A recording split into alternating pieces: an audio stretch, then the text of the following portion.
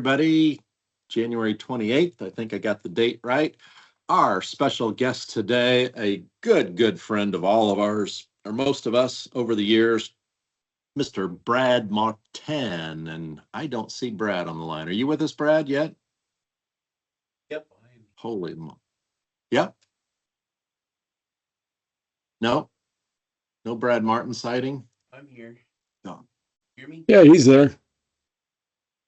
Oh, okay. Yeah, Steven, he's there.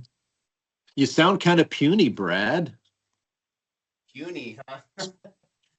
Speak up. A lot of things. Oh, there you are. You were hiding behind my phone there. I see you there. Okay. Yeah, your microphone maybe. I don't know. I can hear you. Just little tingy. Yeah, scoot up, big boy. Scoot up, Colonel Klink. No, you're fine. It's just me and my old age. Yeah, we'll get started here. Brad, welcome. As always, we like to do a few news notes first and then get to the real interrogation. I mean, the real Q&A with you. But as we go through these news notes, would love for you to comment. A couple of them are on the topics that we talked about earlier, you and I, if that's all right. So let's start with the good old weather. Everybody hopefully is surviving. The exemption process seems to be going well. I don't hear any complaints this time around for OSOW, not too much. I did hear talking with Gladys earlier that it doesn't seem like we've seen as many utility companies having to make OSOW moves or such, if anybody wants to comment on that. But Brad, my question for you, my friend, is, and we'll do introductions a little bit later and all your various titles and such. But before we get to that, Brad, how have you viewed now through your new FMCSA digs? This is probably the first major weather issue that's hit maybe since you've come on board with the FMCSA. But as you look back, Brad, over the last 10, 20, 30 years of your illustrious career, what kind of progress have you seen, Brad, or noted, either in your area or nationwide, with regards to how the feds and states are doing a better job coordinating, particularly OSOW moves during weather crises? Yeah, it's a great question, and I think over time, technology obviously is a key ingredient to communicating to the public and drivers, and I see that there's room. Particularly, states have pretty much all stood up their own 5-1 type maps. But, as a driver, unless you want 57 apps for just weather and road related stuff, I think that the segue to the future is integration of all of those to a one size fits all or a one type solution, whether that's done by vendors or through agreements with states, and then the partnerships have really come to light, especially with our new administrator, Mr. Derek Bars from Florida, and anybody that's been around CVSA for the past 10 years. Derek's a breath of fresh air in that position. One of the big priorities that he's communicated to us at FMCSA is really to strengthen stakeholders among whether that be state partners, industry associations, and a lot of facets there. So I see we kind of seen with the transition of the new administration, step away kind of from doing a lot of the engagements, but that is a new priority that has been widely communicated. So, but yeah, very good. For the recent events some of us are experiencing, it's a normal Tuesday for us here in the north, but I think it was this much snow shut down Texas type thing or Florida, so unprecedented on that, and that's probably gonna go. We've seen that last year a little bit, so yeah, for sure. Um, and again, everybody on the call, interrupt me at any time with questions for Brad or comments, and or throw them in chat as Charlene did. I don't think this is a question you can answer, Brad, but anybody on the call have an answer to Charlene's question? Why was only Arkansas closed this past week? I assume you're talking, Charlene, about OSOW loads and such. Anybody have any insight on that? It's Market from Permanent America. What we've discovered with these states, a lot of them are available to work remotely. So they are in the office to suspend permits, amend dates for permits for when, the states that didn't have travel. So that's what a lot of the states were doing. Instead of completely closing their office, they were working remotely, which is a huge benefit from in the past. Very much so. Yeah, remote work and state permit offices, I think by and large has been rather successful over the years. Brad, did you guys do much of that remote stuff, COVID or otherwise, in Montana while you were there? And how did it go? Yeah, pretty much in our headquarters, we all suffered through the transition of trying to finagle through what mobile work or telework, whatever the word is in now. But it really opened that opportunity up of, we can do it. And in instances where somebody can't come to the office because of weather or any other type of situation, even if you have a sick child or something that causes you to stay home, you can still jump on your computer. And I would much rather have somebody, doing the work than, sitting on sick leave, because that adds to the value of customer service. Amen to that. Judith, our good friend from the Indiana Permit Office, has a question. I was just going to more comment. We were available. Our state offices were closed with the weather on Monday, and we were available. But I think what we have found challenging as agents is getting a lot of calls from our drivers. Hey, what's the travel like? And so we refer to our Indiana Travel Advisory, Indiana Department of Homeland Security. So we've been basing our answers off of the status of specific counties. Right now, we only have 4 counties that have no restraints. The rest of the state's either under a watch or an advisory. So referring everyone back to their M233, where it states the weather conditions, road conditions, and so it's subjective to what part of the state they're traveling in and where they're starting, where they're going. So that's been very challenging, because a lot of them are, well, we didn't know there were travel restrictions. So providing that answer has been hard, because they're like, they just come at you like, wait, what? Understood. Brad, there's an old friend of yours. Well, she's not old, but I think she misses you a lot. She's got her hand raised. Jackie? She is old too. This is Jackie Dar with North Dakota. I just wanted to make a comment on the state being closed. You have to listen to the news releases the states put out very closely, because like our state, a couple of times we've been closed in the past for like a day, or they'll just say that the buildings are closed, but we're still open for business. And we won't take a walk-in customer. Everybody in the state of North Dakota pretty much was given a laptop during COVID, and you work from home. So it's all in the wording. Try to call the phone number, and you're probably going to get your answer if it's during normal working hours.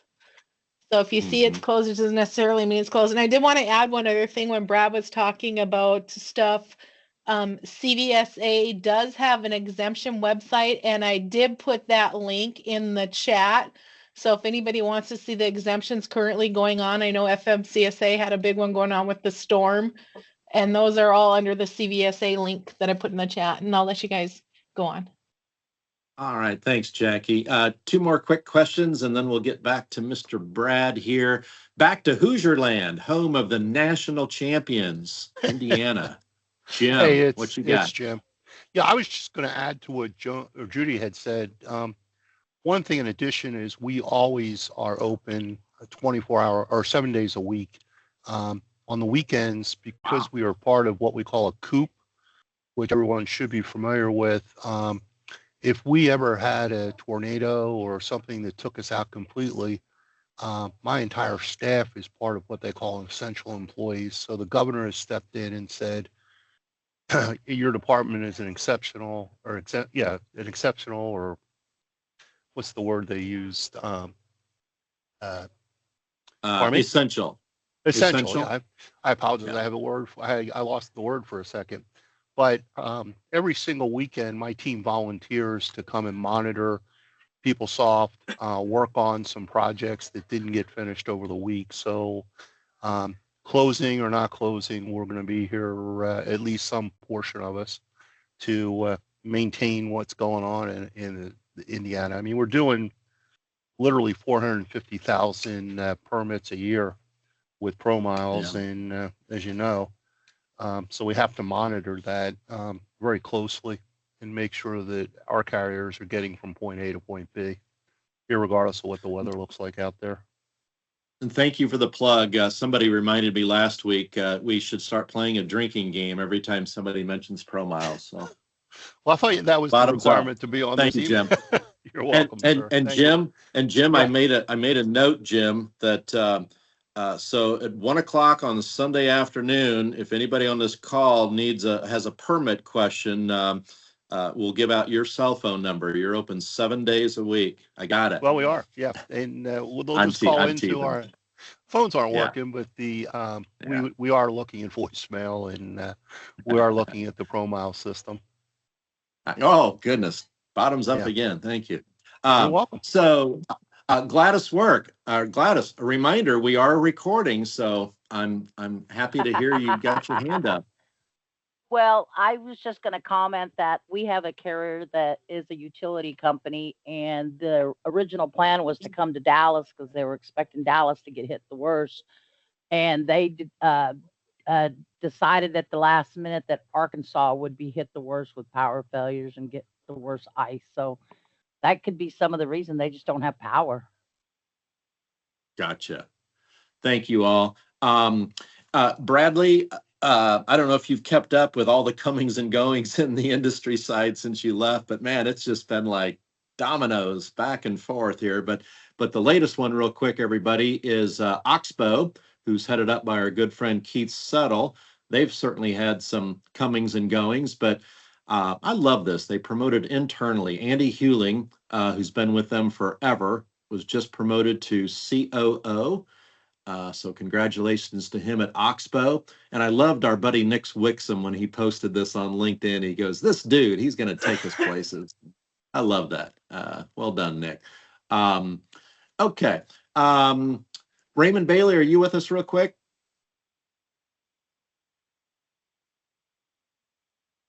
Oh, maybe not. All right. We'll skip past him. And then state permit offices, Bradley, I want to get you back involved as we kind of go back and forth between your current world and your old world where we all know you.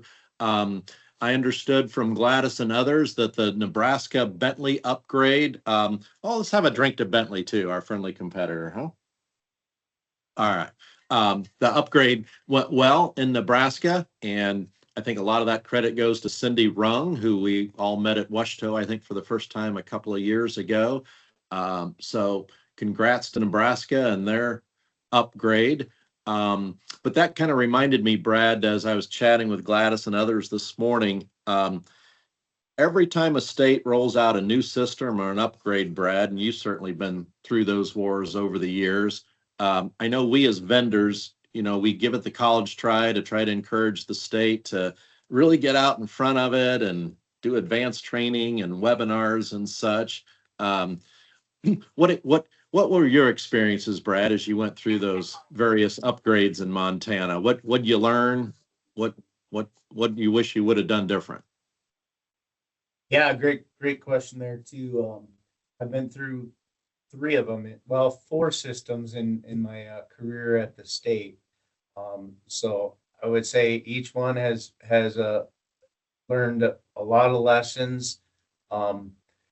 One of the lessons that I think is really important is, let the vendors vend. A lot of times the vendors have a better solution than, somebody that you can almost have too many requirements out there when you have a group of people that are developing the system. And also those people on the state side they all have full-time jobs anyway. So often when these systems come up due, it's an additional duty for them. So it doesn't maybe get as much time applied to it because they're trying to do their regular jobs too. So I've always been an advocate of keep it simple and stupid and and go from there. But I think, and then things evolved. When I first started, everything was kind of its own independent. It was very hard to integrate between systems. And I saw over time, systems are with APIs and different things, plug and play, that they're getting easier to integrate among different systems as well. So the interoperability between states and between systems is becoming easier. And I think the vendors do a lot better job than somebody that is in IT sitting in the basement can try to figure out on their own internal systems too. So yeah, I just Yeah. Well, those are very kind words you made about vendors in general, Brad. I obviously appreciate that on behalf of this vendor. But all kidding aside, I really appreciated the way you said that, Brad, because when I look back at my time at Illinois DOT and we were developing what is now the ITAP system, their automated system. Looking back, I can admit, Brad, that both I and those that were surrounding me, we probably leaned too hard on our IT folks and our vendors in terms of trying to force them to fit their square peg into our hole. You know what I mean? And we were really rigid with regards to, we're not going to change. We're not going to give anything up. And looking back now, yeah, I kind of see that as a mistake I made as a state official, just kind of leaning on them too hard. So I appreciate you saying that. and here's maybe really you're just the saying that now analogy. because yeah, go ahead. The analogy is I think I'm a pretty good carpenter, but if I'm working a full-time job and trying to build my house at the same time, it's probably not going to be built as good as the experts in the industry that do that day in and day out. That is what they do. A couple of federal things, Brad, that I noted here today. I would love for you to comment on. Do you guys at the FMCSA, the federal level, do you all follow the markets all that much, like industry obviously does, or not so much? I think we have some economists that are more on the headquarters side, so I wouldn't have a real good comment on that as far as in the division levels. It really doesn't affect you guys, does it, from a policy standpoint, whether the market's up or down or rates are up or down, really? And we have the investigators do ask carriers when they're going through an investigation of a carrier, of different things that impact their business economically. So it's always interesting to kind of see how those comments come back in an investigation, and it kind of gives you a key on what people are struggling with financially in their businesses or otherwise, whether it's flourishing. So, but yeah, I don't, as a bigger picture, I don't really have a requirement to track that sort of stuff, but it's important. Yeah. Let's talk truck parking, particularly oversized, overweight truck parking. So as I think everybody saw in the news, and it's still a long ways to go and baby steps, but House appropriations, 200 million for real OSOW truck parking, still has to go through the House and the Senate and the presidential signature and all. And before I have you comment, Brad, I don't think I prepped you on this, but we at ProMiles are involved with a federal study going on right now, understanding the safety impacts of oversized, overweight commercial motor vehicles and truck parking. But just kind of reflect a little bit, Brad, over your 2 or 3 careers on the whole truck parking issue. And are these signs of optimism for us moving forward? Yeah, absolutely. And starting with the highway bill, I mean, we're right on the weekend almost of a continuing resolution. And I think we're all remember here a couple of months ago, most of the government was shut down for a extended amount of time. But, you know, when it comes to the grant funding on truck parking, I've seen a lot of those awards going out. Montana being one of those a couple of years ago under my career still, and that I understand has been deployed in Montana in I think 2 or 3 different pilot locations. There's been some lessons learned on truck parking in general, and you know, specific to the OSOW industry. I think that is also gonna, you know, expand to. I think most of the truck parking systems are better suited to a 5-axle or what you would normally see as a over the road truck. However, it does have the ability to expand and continue to give good information of what's available out there.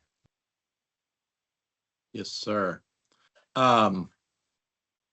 Okay, that is all I had for news notes.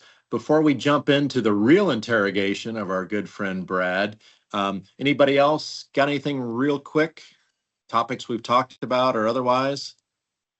If not, we'll move forward. So, Mr. Brad Marten, the man of so many titles over the years, I never could get them all straight.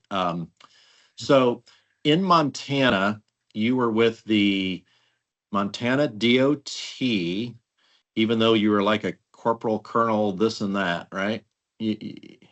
All of the above. What exactly? Yeah. All of the above. You also were Washita Committee on Highway Transport chair for a number of years. You and Jackie kind of trading that back and forth.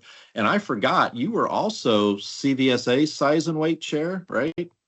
Or something in there. Yeah, My size and weight yeah. chair for several years, and then also the regional chair for. So I want to start by going back to your Montana DOT days, particularly the permit office. And I'm just curious, anybody on the call, my mystery guest with the initials DK? Doggone it. I figured he could get off.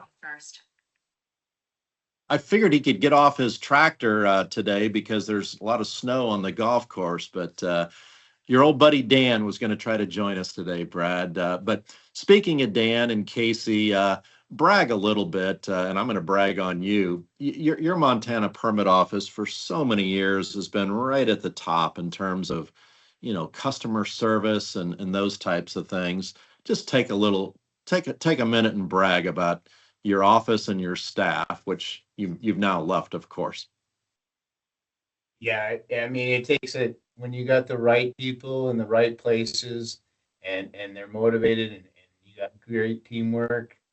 The amount of things that you can accomplish is super, and part of that, you know, is it starts with the team, but also kind of having that vision of, you know, who's going to take your job when you leave or retire, and having that kind of that plan in place of who are the rising stars, getting them involved, keeping the information going from up to down, and really it comes down to a lot of, as a leader is doing less talking and more listening. You've got to be so proud of Miss Casey. You mentored her over the years, and everybody just loves her in the industry. Talk about Casey a little bit.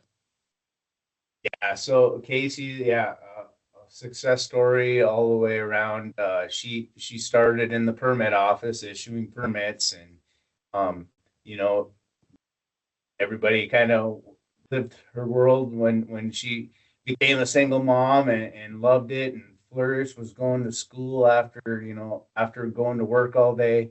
That's a tremendous accomplishment. And then being willing to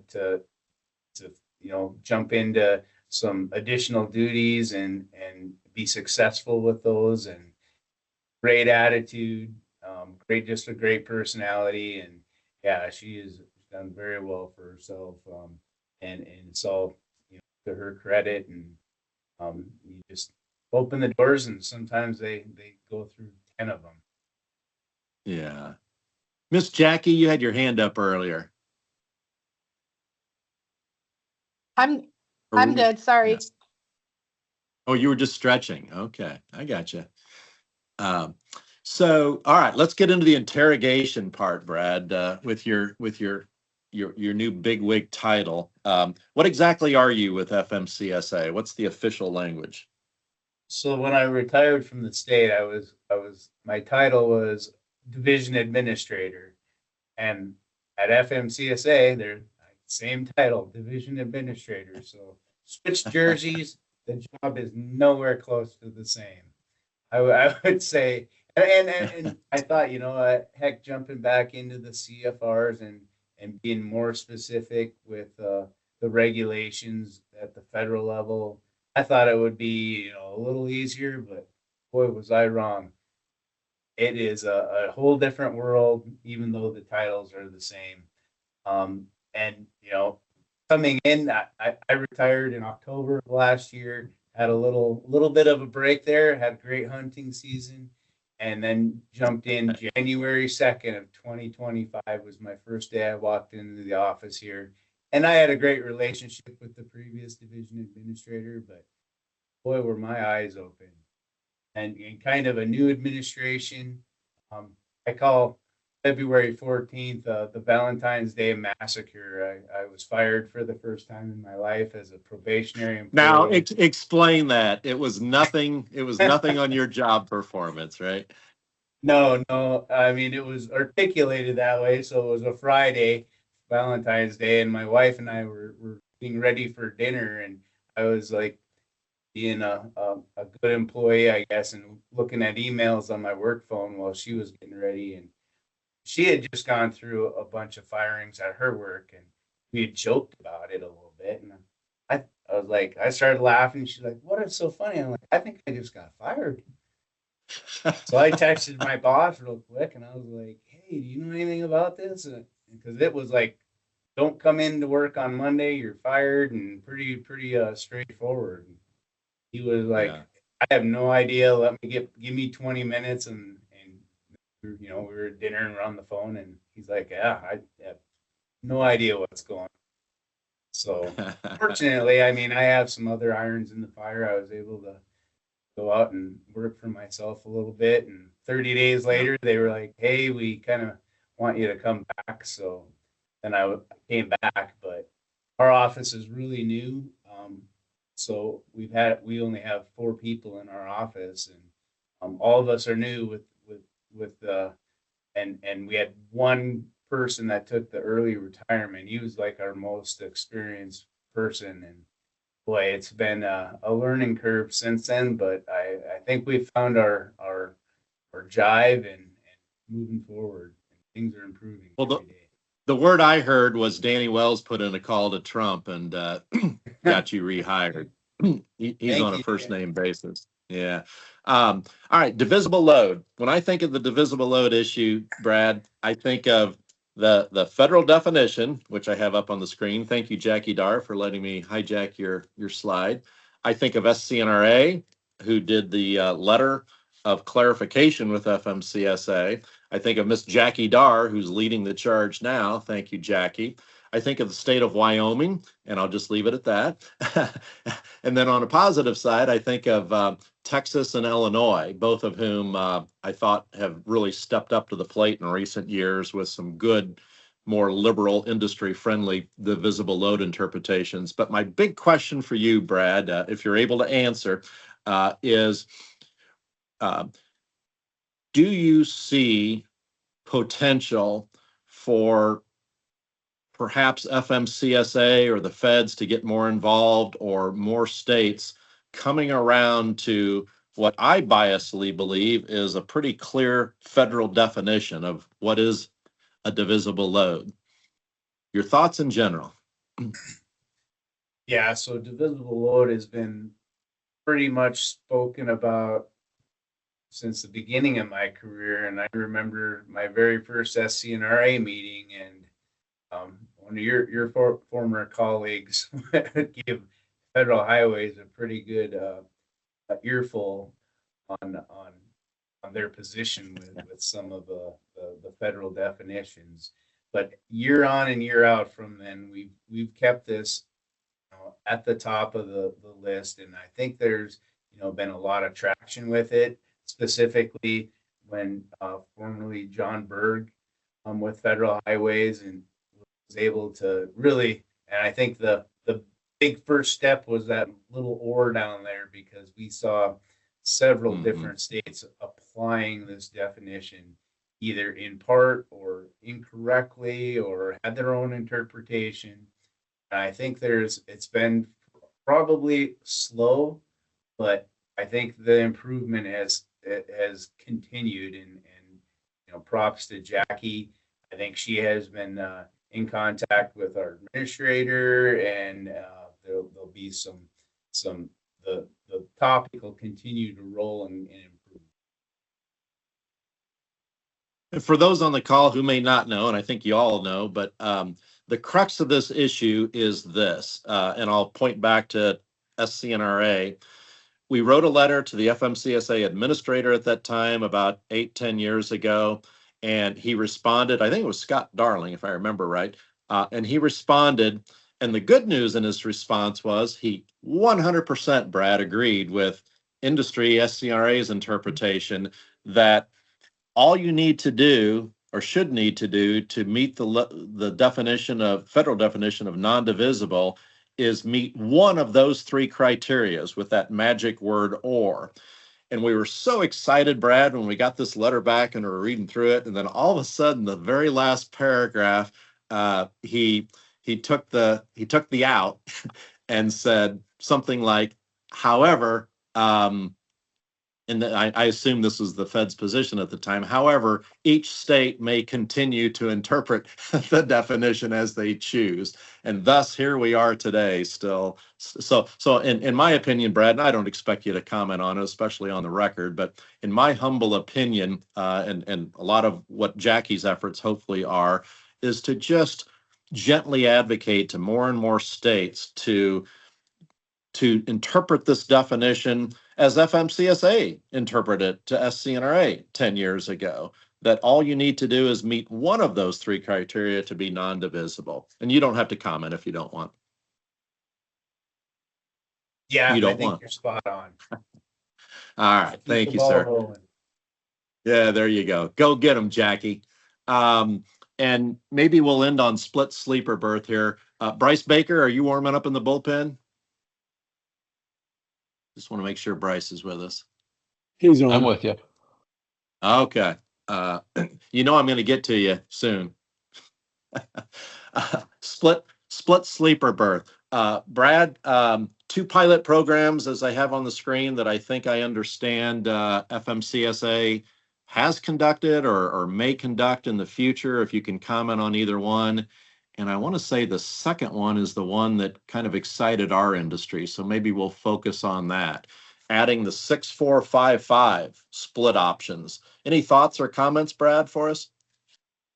Yeah, so split sleeper is nothing new. I saw it early in my enforcement career when I was roadside, and they're always tooling around in the hours of service industry. But really the split sleeper is a pro trucker package initiative that Secretary Duffy rolled out back in June. It's really designed to improve the working conditions for drivers and support the resilient supply chain. And then there was a lot of that came out of removing unnecessary regulatory burdens.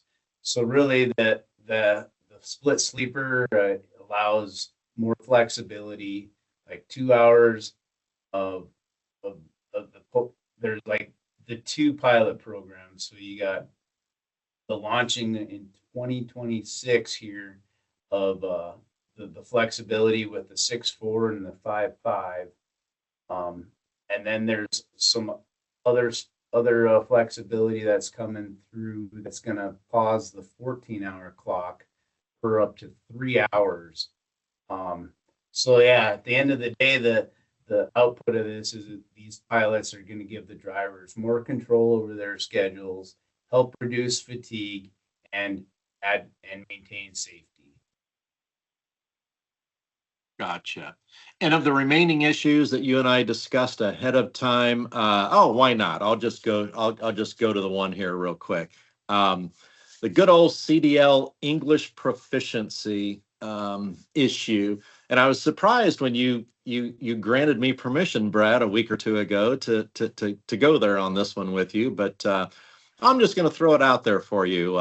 From an FMCSA perspective, what's going on there, and what can we look to see over the next year in this crazy political climate?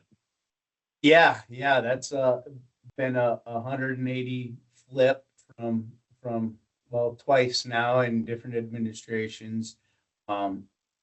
It's been identified, at least from ATRI, as one of the top 10 of their priorities and concerns from industry. I can tell you that most states are on board, and they have been finding and testing these drivers for the English language proficiency. I know Montana, they even have a tip line that the industry and the public can call and issue like a complaint or whatever for us to follow up on. And yeah, it's a priority for the department and FMCSA. So excited to see some numbers come out of it. It's being applied here in our state for sure. In our remaining minute or two left here, anybody else on the call have a comment or a well wish for our good friend, Mr. Marten? I thought sure, Gino, you were going to speak up. I thought sure you were going to have something. I was just going to say hi to Bradley. What's up, buddy? Yeah. Hey, Gino, good to see you. Nice to see you, man. Hope to see you soon. Yeah, we got to get you on the speaking tour again, Mr. Brad, now that you're a big shot in the FMCSA. I don't know how Derek Barr outranked you to get the SCNRA invitation, but maybe you'd come along and hold his suitcase for him. Yeah. Well, Yeah. and I'd be kind of remiss if I didn't, kind of touch on FMCSA's mission. It's simple. We're trying to reduce crashes, injuries, fatalities involving large trucks and buses. Large trucks being, also you guys, the larger trucks maybe. Great. I see a lot of names on here and would hope to run across somebody or a group of people somewhere down the road. But safe travels to everybody. Stay warm and take care. And let's see if we can get you to Washto this coming fall, wherever that is. We'll find a way. We'll sick Jackie Dar on you. We'd love to see you. All right, everybody, that concludes our roundtable.